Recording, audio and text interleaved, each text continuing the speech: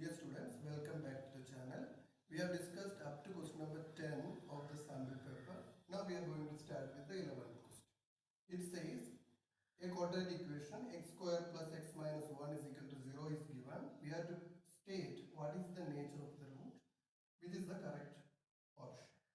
So to find the nature of the root, first of all we have to find the discriminant. Discriminant is equal to b square minus 4ac. So what is this a, b and c stands for? The standard form of a quadratic equation is ax square plus bx plus c is equal to 0. The right side should be equal to 0. Here also in the given equation also right side is 0. And what is with x square or x square's coefficient in the given equation is 1, and in the standard form the coefficient of x square is a. Coefficient of x in the standard form is b, and in the given equation it is 1, or we can say it is plus 1. And constant term in the standard form is c, and in the given equation it is minus 1.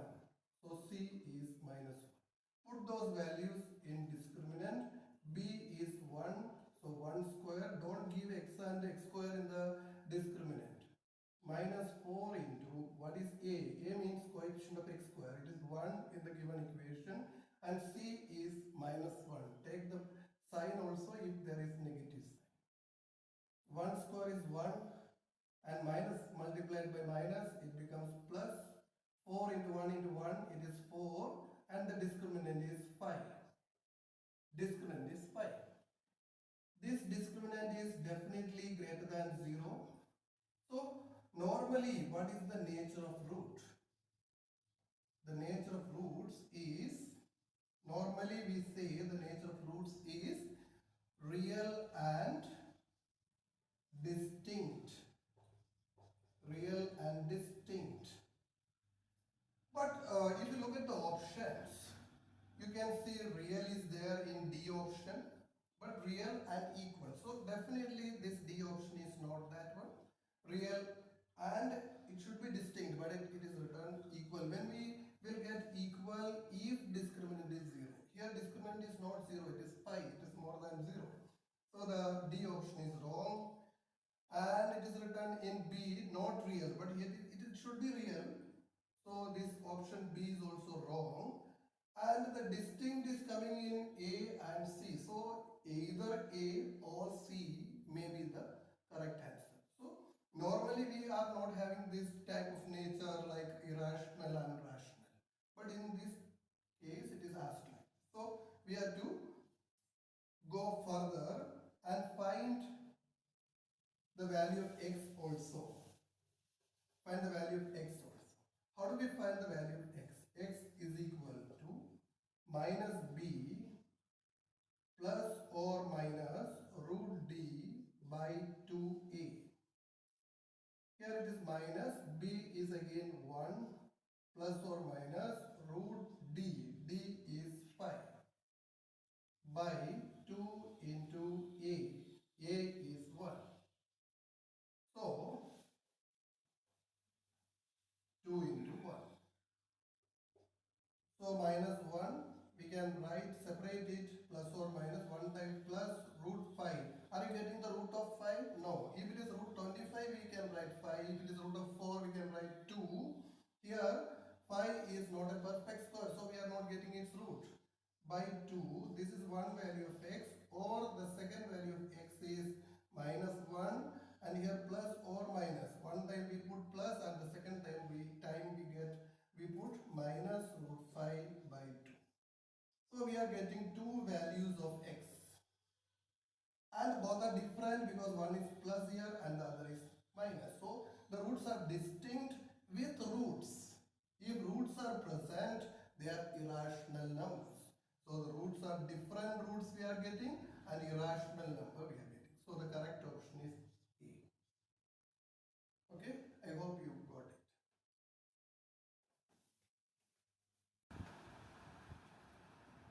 Okay, the next question, question number 12.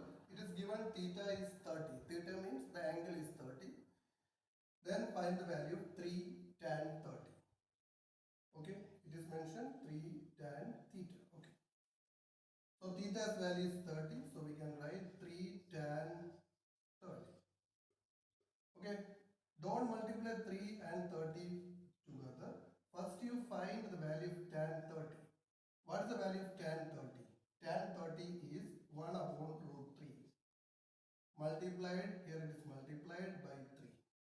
So the answer is 3 upon root 3. When you look at the option, you are getting the option C is the matching one.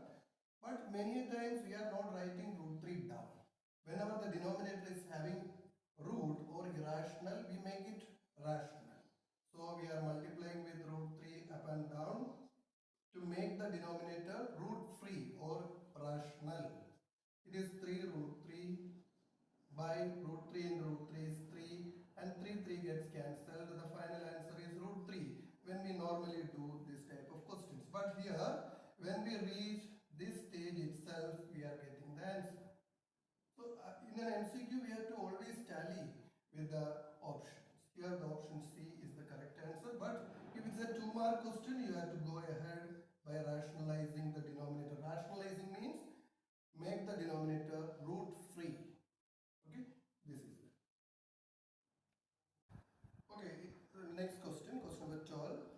It says that volume of a solid hemisphere is 396 by 7 square centimeter. Square no, it is cubic centimeter. Okay. So we have to find what is the total surface area of this. So first of all, whenever radius is given, we used to write radius is equal to 5 centimeter. Whenever radius is given, we write r is equal to 5. Whenever height is given, we write h is equal to that value. Like that, if volume is given, what we should do? If volume is given, if you write V is equal to this, it is meaningless. When volume or area, something like that is given, we have to write the formula of that volume, formula of that area like that, and equate it with the number given to us. Here volume of hemisphere is given. What is the formula of volume of hemisphere? It is 2 upon 3 pi r cube. Equate this formula with the given value 396 by 7 centimeter cube or cubic centimeter. Whenever volume is given, you have to write its formula equal to the number given to us.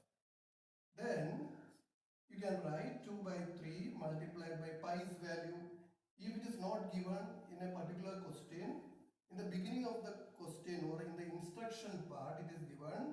If it is not mentioned, use the value of pi as 22 by 7. Don't wait like that in this question pi's value is not given, what I will do. In the instruction part itself it is mentioned. If it is not mentioned in a particular question, use the value of pi as 22 by 7 into r square, r cube is equal to 396 by 7 cubic centimeter. From both sides we can cancel out 7 and we can find out r cube 396, cross multiply this 3 to the, here 3 is the denominator, shift it to the numerator, multiplied by 3, divide by this 2 and 22 will go to the denominator on the other side, 2 multiplied by 22. You can divide by 2 this, it is 198. Then you can divide by 22 here, it will be 9.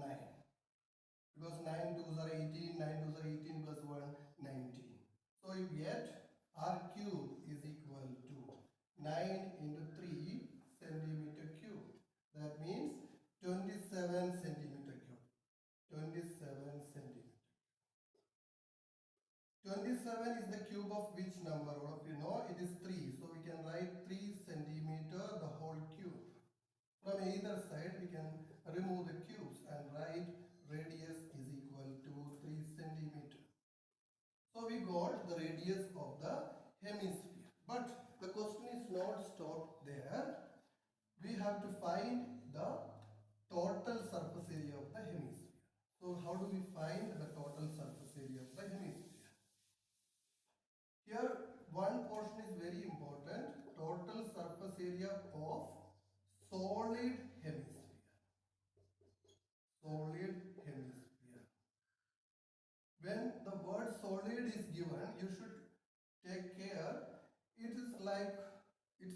packed body.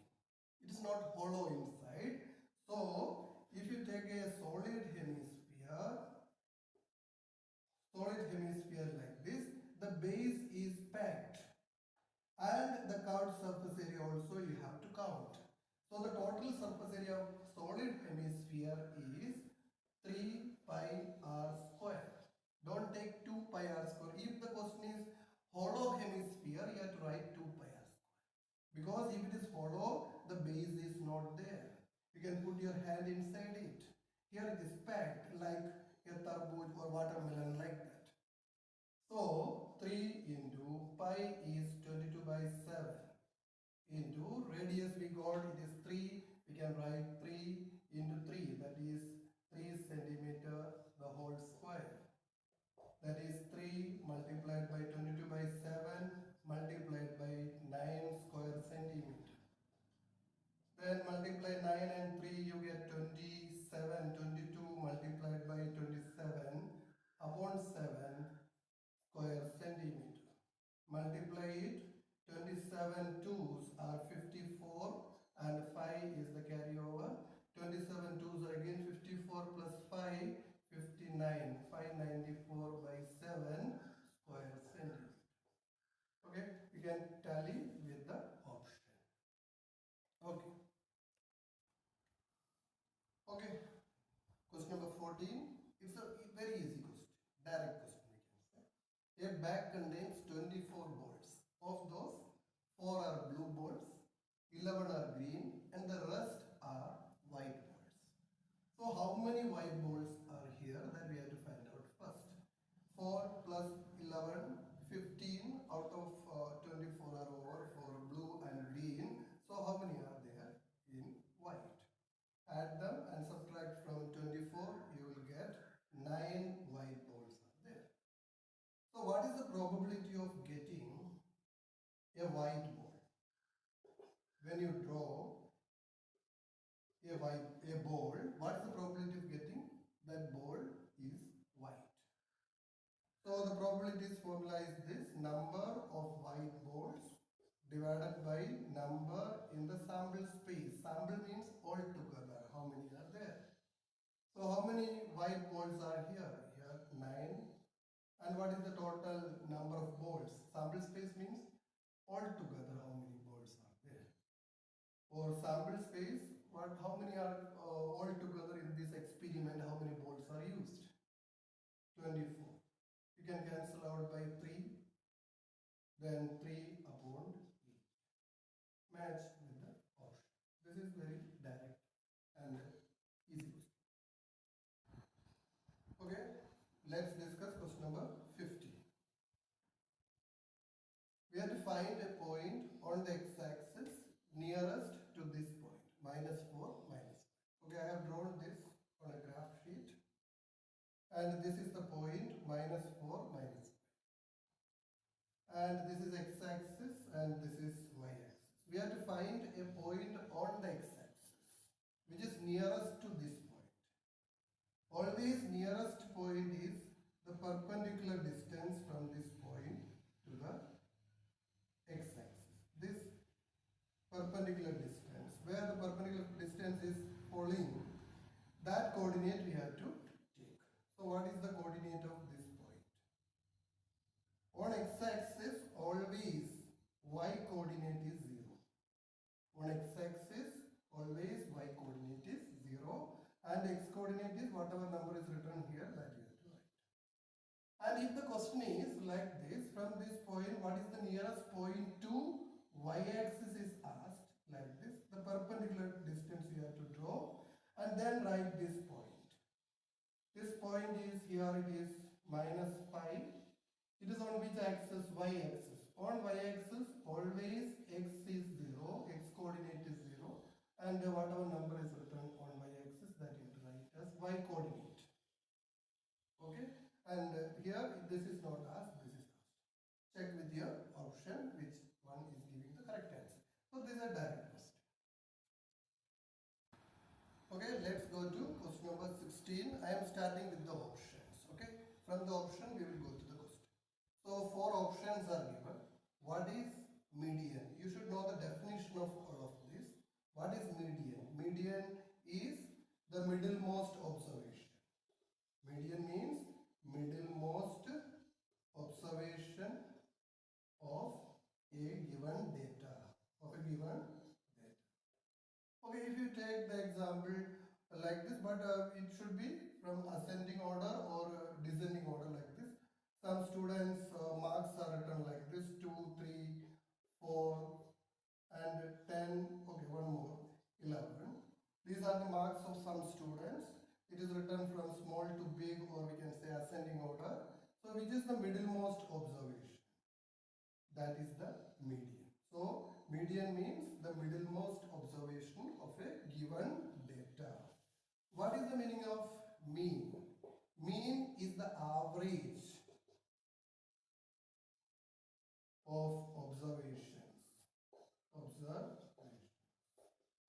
All observations average is median. For example, we have to find average of 3, 6 and 10. We have to find the average of this. How do we find the average? We have to add them and divide by the number of observation. Here 3 observation, you have to divide by 3. So this is the average of observations. And what is range? Range means the difference between the maximum observation and minimum observation of a given data. For example, or we can write range is equal to maximum observation, the value of maximum observation minus the value of minimum observation. Or we can say the difference between the maximum and minimum of a data. Mode means most occurring data. Most occurring data. Or most occurring observation of a given data. Or we can say the highest frequency observation. Highest frequency observation. For example, in a class, an exam is conducted and the results are like this. Some students scored 25, second students also scored 25, 20, 15. So which one occurred the maximum number of times? Here 25 repeated 2 times, 20 only 1 time and 15 1 time.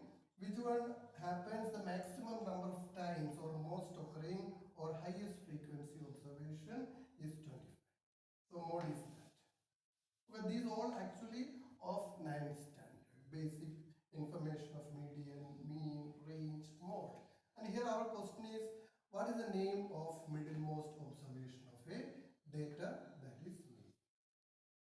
So our answer is A. Depending on the question, your answer may vary, and this is very common in board purpose.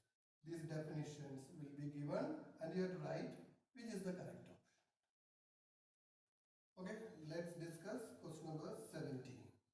This is little bit, okay, not like 1 mark or question. It is little bit higher level question. A point on x-axis, but it is directly given in the textbook as an exercise question. A point on x-axis which divides the line segment joining these 2 points in the ratio 1:2. Using section formula, you have to solve this question. So I have marked this point. The first point is A, 2 minus 3, and B is another point 5, 6. When you join A and B, this line segment is divided by x-axis at a point here.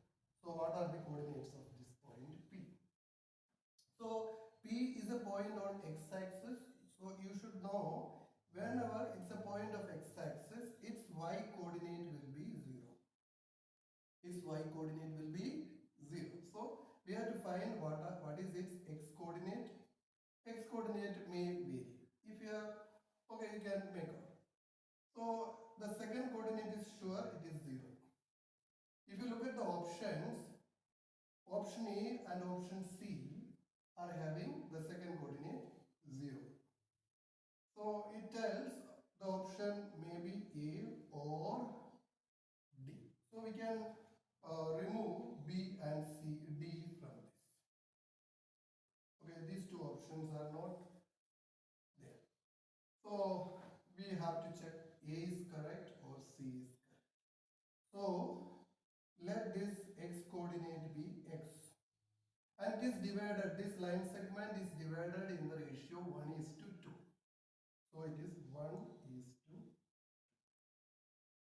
Okay, then you apply the section formula and find the value of x. You all know what is section formula? And if you are bright enough, you can find this 1 is here, this is a smaller portion and 2 is a longer portion. So the answer will be more close to 2. So 3 or 4, so 3 will be more close, so the answer is C. You can make out without doing anything. Or in your examination paper, there is graph sheet. Many graph sheets are given. In any of the graph sheet, if you draw it, join this A and B, no need of this 1 is to 2. You just join A and B, you will get the coordinate as 3, 0. Okay, I have shown it in the graph. You can see that in the graph. Okay, still I will do with section formula. So how we will apply section formula? All of you know what is section formula. Second coordinate we know, we have to find only the first coordinate. X only we have to find. X is equal to m1 x2 plus m2 x1 by m1 plus m2. What is this m1 and m2? Whatever ratio is given, 1 is to 2 is the ratio. Its first part is called m1 and second part is called m2. Always this first part is near to the first point. First point is a 2 minus 3. So near to that we have to write 1 and to the second point we have to write 2. So the first point's coordinates are x1 and y1. Second point's coordinates are x2, y2. Here no need of using y2 because the second coordinate we know it is 0. Only find the x coordinate. What is m1 according to the question? m1 is 1. So 1 multiplied by x2 is 5 plus m2 is 2 multiplied by x1, x1 is 2 by m1 plus m2, 1 plus 2. 1 multiplied by 5, 5, 2 multiplied by 2, 4, 5 plus 4, 9, 9 by 3, it is 3. So the coordinate P becomes, the coordinates of P are 3, comma. So this is the correct answer. Okay. Okay, let's discuss question number 18. Probability of red face card when a card is drawn from a well shuffled pack of cards. In a packet of cards or in a deck of cards, there are altogether 52 cards are there. 52 cards. All of you know there are 52 cards. And of these 252, there are two categories first of all. One is red colored cards, and the other is black colored cards. So how many red colored cards are there? We have 26 red and 26 black colored cards are there. In red, there are two suits or two different varieties, or they are called suits. Okay, altogether 4 suits are there. 2 red suits and 2 black suits. In red, the first one is hearts, heart with the symbol of heart, and the next is diamond. Okay, you can see in that joining figure, you can see all of them. And in black also there are 2 suits. One is clubs and the other one is spade. So altogether 4 suits are there. In every suit it starts with A's. The first card is A's. It is written the alphabet A. In every suit there are, first card is A. Here also an A's. A's of diamond, A's of clubs, A's of spades are there. And then 2, 3, 4, 5, 6 up to 10. 2, 3, 4, 5, 6 up to 10. 2, 3, 4, 5, 6 up to 10. 2, 3, 4, 5, 6 up to 10. cards, and after that 3 more cards called Jack, Queen and King. Jack, Queen and King. Jack, Queen and King. Jack, Queen and King.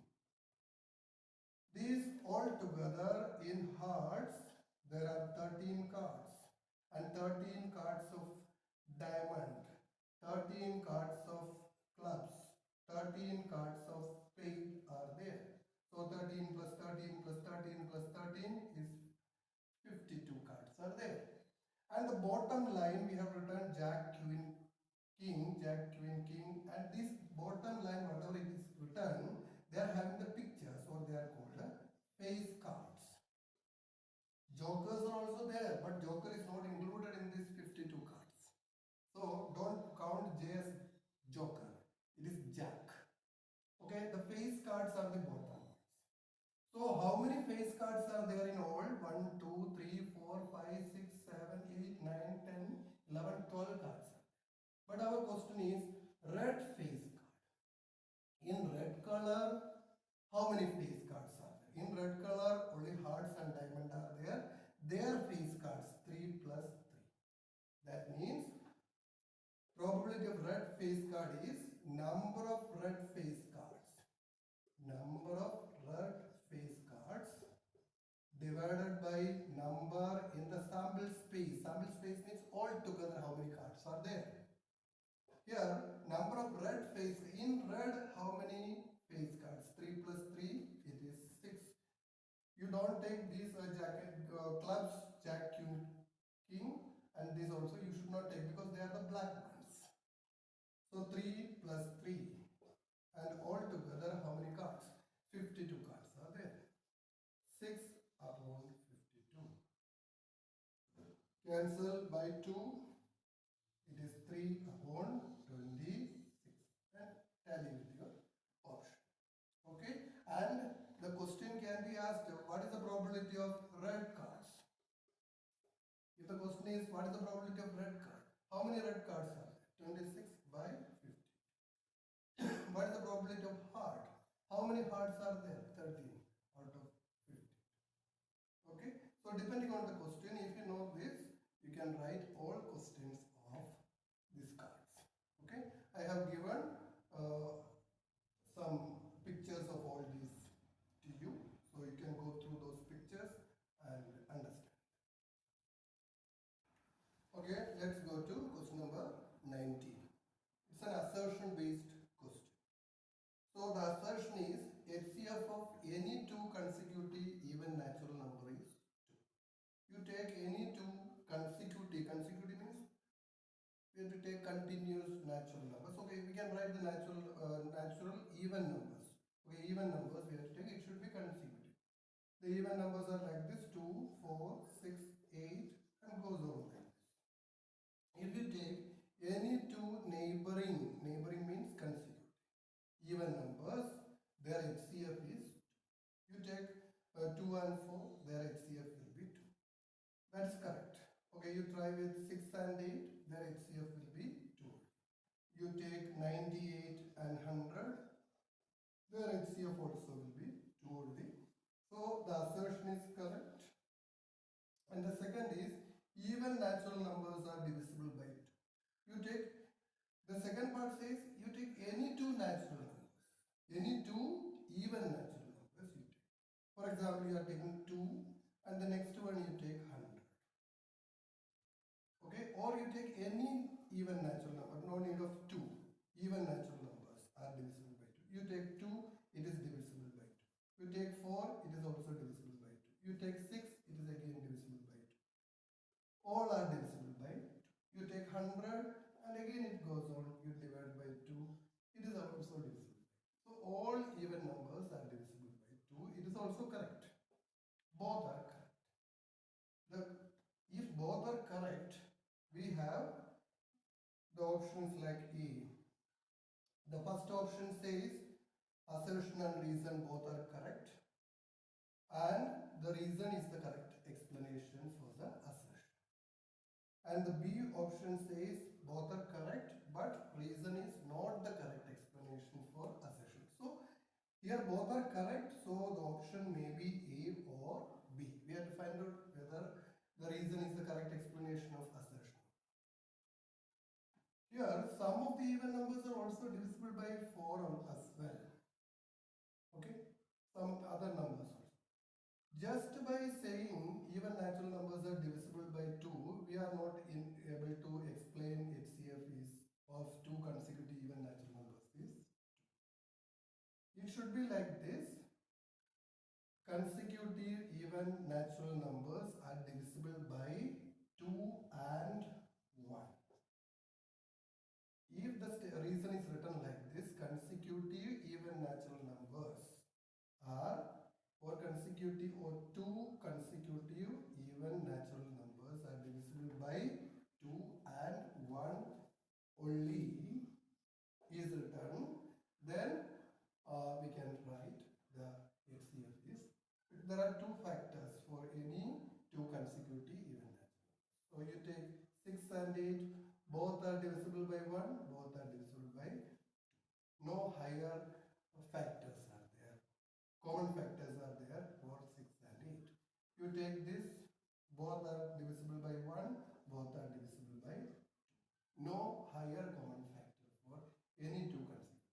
So if the statement is made like this, 2 consecutive even natural numbers are divisible by 2 and 1 only if that statement is there, then the reason, then also the reason is correct. The given statement is also correct, but the given reason is not enough to confirm that HCF of 2 consecutive numbers is 2.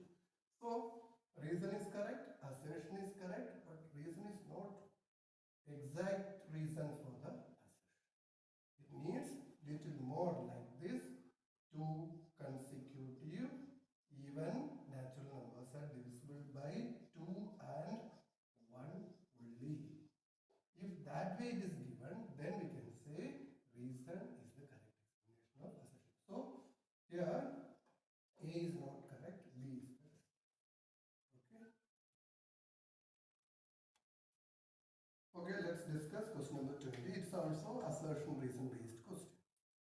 The assertion is if the radius of a sector is halved and the angle is doubled, the perimeter of sector remains the same. What is the formula of perimeter of a sector? Okay, so you can take this is a sector. Actually, sector is part of a circle. Okay, don't count it's an ice cream like that. Okay, this is a 2D figure. This is a sector. Okay, what is the perimeter of a sector? Perimeter of sector. Perimeter means if you start from one point and make a round around it, you have to move this way, going around the arc and coming back to the initial point. So you have to walk along the radius. Then what is this is called the length of arc, and then you have to come back along the radius. So you have to walk along the radius 2 times. So it is 2 radius. Or suppose you are starting from here, 1 radius and 1 more radius and the length of the arc. Length of arc. This is the formula of finding the perimeter of a sector. So 2 radius plus what is the formula of length of arc? This is called the length of the arc. The length of arc formula is theta by 360 into 2 pi r. Theta by 360 into 2 pi r, or you can cancel out 2 and 360 and write 180. So 2r plus theta upon 180 into pi r. So this is the formula of perimeter of sector. Okay, this is the formula. Suppose you are making some changes as per the question. Is the perimeter remains the same or not? We can find the new perimeter. Okay, new perimeter we find. Yes, when radius is halved, so the new radius will become 2 into radius by 2 plus theta is angle is doubled, so the theta will become 2 theta by 180 multiplied by pi multiplied by radius is half, so radius becomes r by 2. Here 2 to cancel and it becomes r plus, here 2 again get cancelled, theta by 180 into pi. If you look at this new result and the first result, do you feel both results are same? The second part is same, but the first part is different. So, perimeter of sector before the change, like radius is halved and the angle is doubled, this result, and after the changes, that means radius is halved and the angle is doubled, the new perimeter is different. The second parts are same and the first part is different. So, the remains the same is wrong. If assertion is wrong, no need to check the reason whether it is true or false. Because in any question, assertion and the reason together is wrong. Such an option is not given in the question. If assertion is wrong, we will go to the option D. In option D it is mentioned assertion is wrong, reason is right. No need to look at that. If one is wrong, we should understand the other is right. And if this question is changed like this, instead of perimeter of sector, if the question is like this, length of arc is asked. If it is asked like this, length of arc, then the second part of the question only will be taken. Then in that case, this is not perimeter, this is new length of arc. Then you can see both the results are same. If the question is length of arc is asked, it remains the same. So at that case, in that case, reason is also correct. In reason, this formula is only given, theta by 180 into pi r is given. That is correct. So reason is also correct, assertion is also correct. If length of arc is the question, then we can say the reason is the correct explanation of assertion, and you can write the option A. But in this case, instead of length of arc, they used perimeter